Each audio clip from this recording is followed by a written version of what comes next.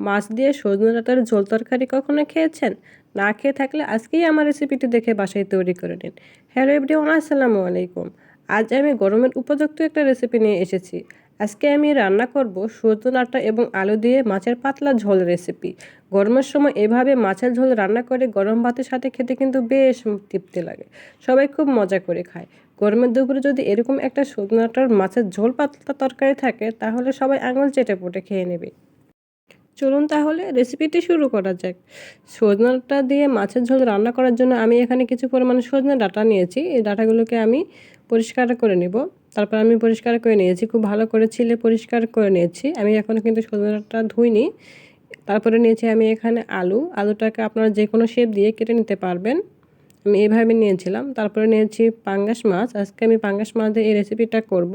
তারপরে নিয়েছি কিছু কাঁচামরিচ এবং পেঁয়াজ কুচি। তারপর একটা কারি প্যানে আমি দিয়ে দেবো পরিমাণ মতো তেল। তেলটা যখন গরম হয়ে আসবে তখন দিয়ে দেবো পাঙ্গাস মাছ। পাঙ্গাস মাছটাকে ভেজে রান্না করব। পাঙ্গাস মাছ ভেজে রান্না করলে বেশি ভালো লাগে। আপনারা যদি এরকমও রান্না করতে চান কোনো সমস্যা নেই, রান্না করতে পারবেন। মাছটা ভাজি হয়ে গেলে মাছটা আমি উঠিয়ে নিব এবং যে তেলটুকু থাকবে ওই তেলটুকুর মধ্যে আমি দিয়ে দেবো পেঁয়াজ কুচি এবং তার সাথে দিয়ে দেবো কাঁচামরিচের ফালি দিয়ে খুব ভালো করে মিশিয়ে নিব।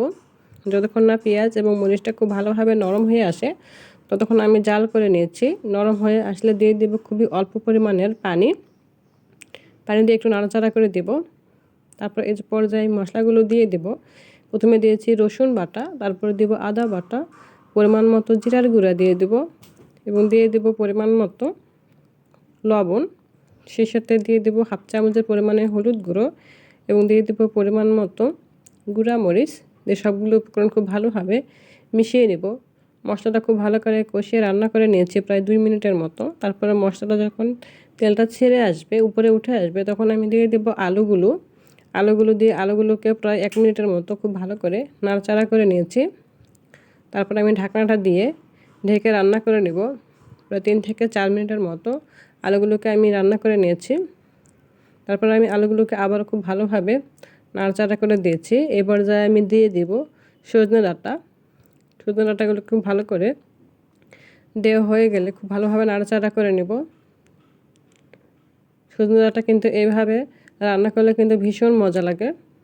কিছুক্ষণ নাড়াচাড়া করে নেওয়ার পর পানি না দিয়ে আমি সজনে ডাঁটাগুলো খুব ভালো করে প্রায় 2 মিনিটের মতো রান্না করে নিয়েছি। 2 মিনিট পরে ঢাকনা উঠিয়ে আবারও খুব ভালোভাবে নাড়াচাড়া করে দেব এবং সজনে ডাঁটা থেকে যে পানিটুকু বের হয়ে আসবে এই পানিটুকু যতক্ষণ না শুকিয়ে যায় ততক্ষণ আমি জাল করে নেব। পানিটা একেবারে শুকিয়ে আসলে তখন কিন্তু সজনে ডাঁটাটা খেতে কিন্তু বেশি ভালো লাগবে। তারপর সজনে ডাঁটাতে ঝোলের জন্য পানি দিয়ে দিব।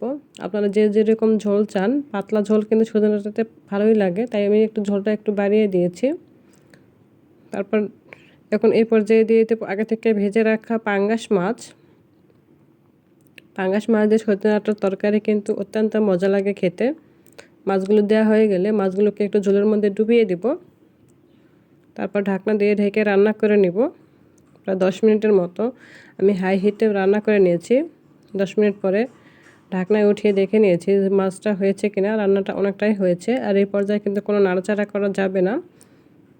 লাস্ট পর্যায়ে দিয়ে দেবো আমি কিছু ধনিয়া গুঁড়া এবং জিরার গুঁড়া এবং লাস্ট পর্যায়ে আমি দিয়ে দেবো কিছু ধনিয়া পাতা দিয়ে চুলাটা অফ করে দেব।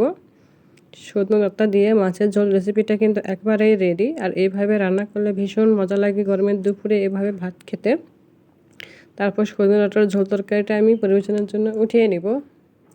অত্যন্ত মজা লাগে এইভাবে সজনে ডাঁটা রান্না করলে, ভীষণ মজার একটা রেসিপি হয়। গরম গরম ভাত দিয়ে খেতে ভীষণ মজা লাগে। আমার রেসিপিটি কেমন হয়েছে অবশ্যই কিন্তু কমেন্ট করে বলবেন। আর আমার রেসিপিটি যদি ভালো লেগে থাকে আমার চ্যানেলটাকে অবশ্যই সাবস্ক্রাইব করবেন এবং সেই সাথে পাশে থাকা বেল আইকনটি অবশ্যই বাজিয়ে দেবেন। Thank you watching my video.